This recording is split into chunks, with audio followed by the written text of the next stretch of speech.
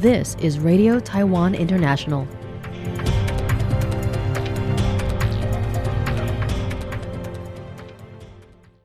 Welcome to the news on Radio Taiwan International. I'm Michelle Chang coming to you from Taipei, Taiwan. We begin with a look at today's top stories for Friday, June 12th.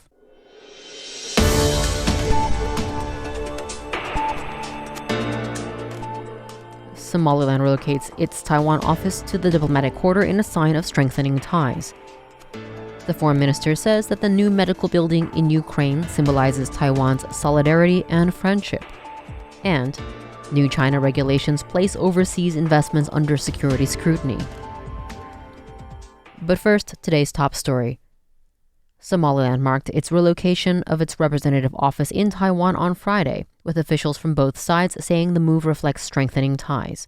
The office moved from Nehu District to the diplomatic quarter in the Tianmu neighborhood of Taipei's Silin District, a building that also houses the embassies of most of Taiwan's official diplomatic allies.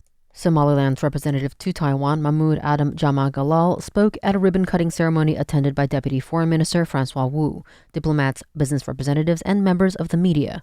Ambassador Galal thanked Taiwan's foreign ministry for helping facilitate the relocation, saying the new site is especially appropriate for engagement, cooperation, and the daily conduct of diplomatic affairs. Deputy Foreign Minister Wu said the office's new location symbolizes the staunch and cordial ties between our nations. Taiwan and Somaliland established representative offices in 2020 based on shared values of freedom, democracy, and human rights. Wu said, adding that cooperation in agriculture, healthcare, information and communications technology, humanitarian aid, trade, energy, minerals, and infrastructure has expanded since then. Somaliland, a self-governing state of about 6 million people in East Africa, declared independence from Somalia in 1991. Israel recognized Somaliland as a sovereign state in December 2025, but most of the international community does not recognize its independence. Beijing has repeatedly backed Somalia's claim over Somaliland and has criticized Somaliland's ties with Taiwan. In a joint media interview, Galal said Somaliland's main political parties are united in rejecting political pressure from China. Quote, "We have the right to choose who we have relationships with. It's our prerogative," end quote. Galal said Somaliland expects more international recognition, but suggested that recognition is not the only measure of progress. Quote, "Look at Taiwan and the progress it's made with limited recognition. I believe if you recognize yourself, you have your principles, and you know where you want to go politically and diplomatically. I think you can flourish," end quote.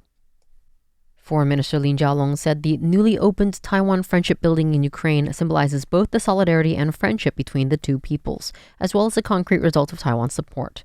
The foreign minister witnessed the unveiling ceremony of the Unbroken Ecosystem online on Thursday, June 11th. The building is a center for comprehensive rehabilitation and medical services, designed for war victims and capable of treating 27,000 patients annually, and is part of a larger effort by Taiwan to support Ukraine's reconstruction. In 2024, the foreign ministry assisted the city of Lviv in rebuilding its Unbroken Ecosystem medical park. The building was named to honor Taiwan's contributions, with the opening attended by local officials, including Lviv Mayor Ivanovich Sadovy. During his remarks at the ceremony, Sadovy thanked Taiwan for its continued support during the war. He said that the new building symbolizes the determination of two peoples who pursue hope and reconstruction, describing Taiwan's unwavering support with the phrase, "A friend in need is a friend indeed." In a Friday press release, Lin stated that since Russia's invasion, the Ukrainian people have demonstrated their firm resilience to uphold and strive for the values of freedom and democracy. Taiwan, he said, understands the struggle as another country looking down the barrel of authoritarian aggression. He continued that medical care has always been a key part of Taiwan's outreach in the region.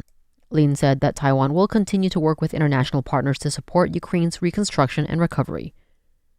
China has introduced new rules expanding Beijing's control over the movement of capital, technology, and businesses. New regulations issued by Beijing's State Council now require Chinese companies to undergo national security reviews before investing abroad.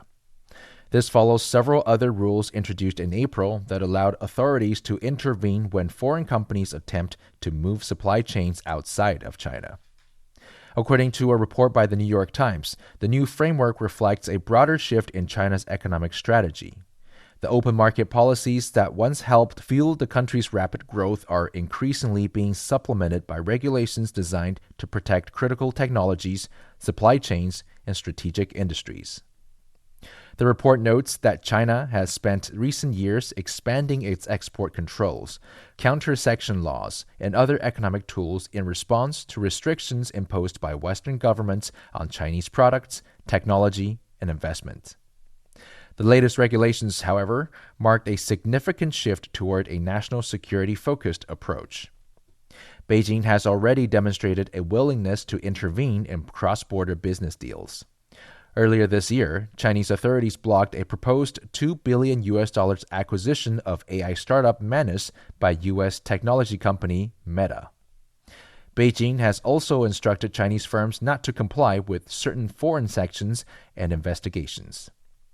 Future overseas projects will be categorized by Beijing as encouraged, restricted, or prohibited, giving regulators greater authority to review transactions involving sensitive sectors. While Chinese officials describe the rules as a milestone for outbound investment management, foreign businesses and legal experts warn that the broad definition of national security could create uncertainty for multinational companies operating in China. Joey Cho for RTI News. On Friday, June 12th, Premier Zhou Rongtai reiterated his call for repeat offenders of drug driving incidents, as well as those who cause death or injury, to be punished severely, regardless of the class of drug involved. This comes as the cabinet is already pushing for stricter penalties for drug-impaired driving, following a new set of fatal accidents the previous day. On Thursday evening, there was a fatal crash in Taichung where a man believed to be under the influence of ketamine crashed into a tree while racing another vehicle. On the same day, another driver in Taoyuan killed 2 bystanders and himself while fleeing a traffic stop, all under what police believed to be the influence of amphetamines.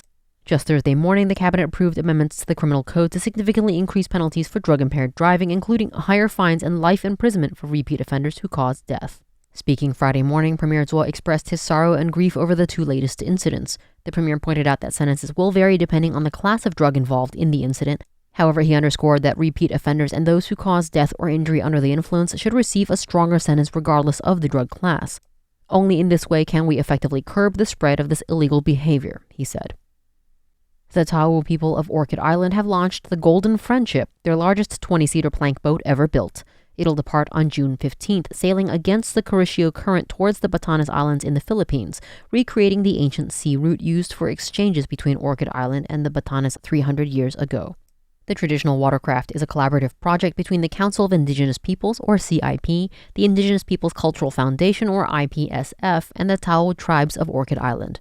CIP Minister Lejiaoku Xingrur stated at the launching ceremony that the maritime wisdom of the indigenous peoples is not only an important asset of their tribes, but also a cultural strength of the nation. He said that this voyage is both an exchange and a form of diplomacy and education. IPCF chairperson Maros detailed that the boat took 3 years to prepare and that the Golden Friendship is one of the largest traditional Tao plank boats of modern times, approximately 12 meters long and capable of carrying 20 people. He said that with 60 people, some carried in an accompanying ship, rowing in shifts, the journey is expected to take 2 days and 1 night. Led by the zero-carbon emission Porima P111, a fleet of 7 escort vessels will provide support services, combining modern sustainable technology with traditional maritime skill to showcase Taiwan's Austronesian heritage to the world. Maros stated that he hopes this voyage will allow the world to again witness the spirit and navigational prowess of the Tao people, and also let Pacific nations see the strength of Taiwan's indigenous peoples. The San Francisco's Asian Art Museum's special exhibition of costumes by Nymphia Wind has garnered significant attention.